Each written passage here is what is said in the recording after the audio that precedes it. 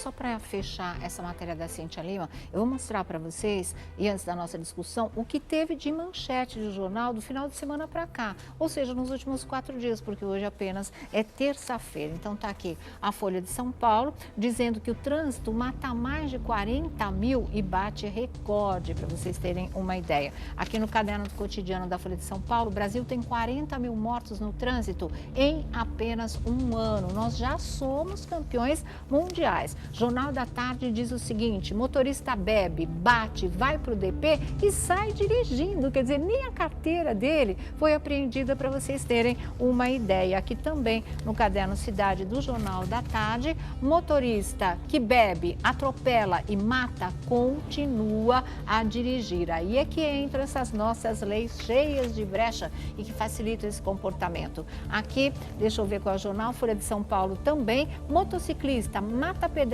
pedestre na faixa e não faz o bafômetro. É o mesmo caso aqui, dizendo que mais motoristas se recusam a fazer o teste do bafômetro. Esse motociclista aqui atropelou na faixa pai e filha. A filha conseguiu escapar, foi hospitalizada. O pai morreu na hora. Ele pagou fiança de R$10 mil e está na rua com a carteira dele de habilitação e tudo. Aqui também na Folha de São Paulo, o motorista já recusa mais o bafômetro, não é? Outra coisa preocupante a beça, multa por excesso de velocidade dispara, ou seja, está todo mundo usando e abusando. E a opinião dos jovens, olha que coisa absurda. Na balada, beber e dirigir ainda é a rotina. Quem assume o risco ao volante acredita ser imune a acidente e imune também a blitz da polícia, para vocês terem uma ideia. São Paulo teve 16, aqui é o estado de São Paulo. São Paulo teve 16 motoristas presos por homicídio doloso só nesse ano,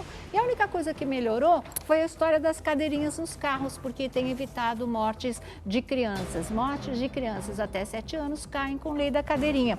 E ó, só para encerrar, a Veja dessa semana trouxe também a matéria: ficou pior com a lei seca, e olha o carro em estado em que se encontra. E a Veja São Paulo também, olha, só o bafômetro não assusta. Por isso que a presença do Rui Carneiro hoje, deputado, é tão importante aqui no nosso programa, porque ele é um político que se dispõe a abraçar uma luta para que esse tipo de coisa seja coibida. E lá na Paraíba ele estava me dizendo que o número de acidentes não é diferente e que teve um acidente em que morreram parentes do nosso querido cantor Zé Ramalho, que também vai, né, entrar nessa campanha através da Paraíba. É isso mesmo, Rui? Começa a explicar para a gente. Na verdade, o nosso entendimento é que no Brasil não existe uma lei seca, existe uma lei encharcada. Certo, é verdade. A lei tá foi criada, bebendo. a lei foi criada para diminuir os índices e aumentou vertiginosamente os índices. Então, a primeira tese é que isso deve ser rediscutido e nós temos que buscar novas fórmulas de solução para esse problema. Com certeza. Existe aqui no Brasil casos de interpretação jurídica que, no meu entendimento, são completamente equivocados, como essa questão do bafômetro. Na Inglaterra, por exemplo, se você se recusa a fazer o teste do bafômetro, você paga 1.000 libras e perde a carteira por 3 anos. Tá vendo? Nos Estados Unidos, o cidadão que está com ares de embriaguez, ele é convidado a se retirar do carro, andar em linha reta, fazer o teste do 4, né? Certos testes, e se tiver embriagado, sai algemado. Então, tem alguma coisa errada no nosso país. E, dentro dessa realidade nacional, nós tivemos a ideia de apresentar um projeto de lei, que é o 2473/2011, que inclui no Código de Trânsito a figura do homicídio doloso, agora com pena de 7 a 20 anos, porque hoje no Código nós só temos o homicídio culposo até 4 anos, aí o cidadão é primário e acaba nem indo para a cadeia. Nada. Tá certo? E porque 7 a 20 anos, o homicídio simples é de 6 a 20 anos, e aí mais 1 ano pelo agravante da bebida, da droga ou similar. E conseguir uma forma dentro da lei de que o cidadão não deboche da coletividade. Porque você, na verdade, dirigir embriagado, chegar, que é a realidade que está acontecendo, se recusa a fazer o teste do bafômetro, vou lhe dar um índice só de uma cidade. De 2009 para cá, no Rio de Janeiro, mais de 40 mil se recusaram a fazer o teste do bafômetro. Se recusa a fazer o exame de sangue 40 mil aqui, né? e fica por isso mesmo, então é melhor não ter lei. Nossa, e quantos artistas, né? Pessoal que podia servir de exemplo, ou foi parar nas manchetes dos jornais, principalmente nesse caso no Rio de Janeiro, porque simplesmente eu não vou fazer o teste e não faz e fim de papo, né? Então, qual é a tese? É que dentro da lei seja colocado também que vale a prova testemunhal Certo. e o exame clínico. Porque se está lá testado os seus sinais de embriaguez, por exemplo, no carro desse cidadão, ele com sinais de embriaguez, ele com bebida dentro do carro, qual é a dúvida dele estar embriagado? Aí, Exatamente. se ele, dentro, como a legislação está sendo interpretada aqui, se ele quiser fazer o teste do bafômetro ou não, aí ele faz. Certo. Mas ele vai ser considerado embriagado pelo estado que ele está. Porque Quer dizer, é aquela nem velha precisa tese. mais do Quem teste. não bebe, não teme teme. fazer o teste do bafômetro. Exatamente. Quem não faz teste do bafômetro, logicamente, é porque bebeu.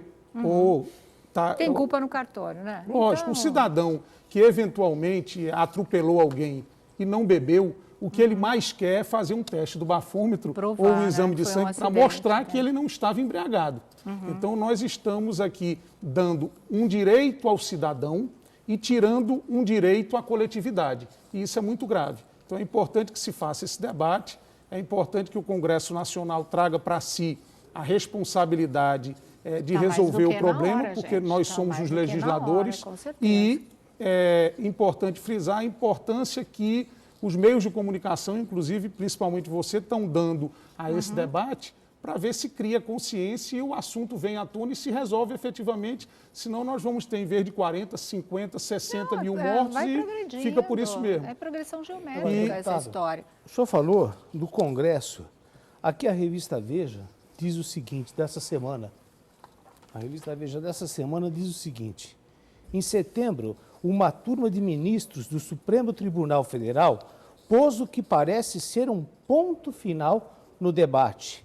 Decidiu que matar ao volante, mesmo sob efeito do álcool, caracteriza um homicídio não intencional. Para a Procuradora de Justiça, Luísa Najib, da Comissão de Especialistas que estuda a reforma do Código Penal, foi uma decisão sensata. Ou seja, aqui a revista diz que já foi uma decisão tomada pelo Supremo Tribunal Federal. Ou seja, não é crime doloso, mesmo que o indivíduo dirija alcoolizado e mate alguém. Isso, deixa eu comentar. Isso aí, na verdade, é um caso individualizado. Isso não foi uma decisão da corte toda. Isso foi uma decisão de um grupo em relação a um processo.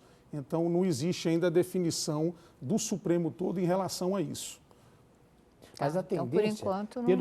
pelo que deu para entender, é de que vários ministros não vão. Desculpe, eu até entendo a sua boa intenção, acho que precisa ser feita alguma coisa. Mas se os próprios ministros já estão anunciando o voto de que não vão votar... Não, foram alguns nesse caso. Eu, Também inclusive, nesse caso, não no posso lhe assunto dar como um todo. posteriormente, porque eu tenho esse julgamento. Quer dizer, isso em nada impede a campanha. Não, em nada, e nós podemos legislar independente do Supremo. O Supremo, eventualmente, pode, qualquer coisa em alguma lei, pode algum vir a caso ser considerado específico, adotar inconstitucional. essa Eu, posição. por exemplo, acho que, pela comoção popular, poderá chegar um dia algum tipo de julgamento e o Supremo, por exemplo, faria um grande serviço à população dentro dessa tese que você não pode dar o direito a um cidadão tirando da coletividade. O Supremo, mais à frente, poderá mudar essa interpretação da questão do bafômetro. Por quê? Porque eu perguntaria, nós estamos aqui no mesmo mundo.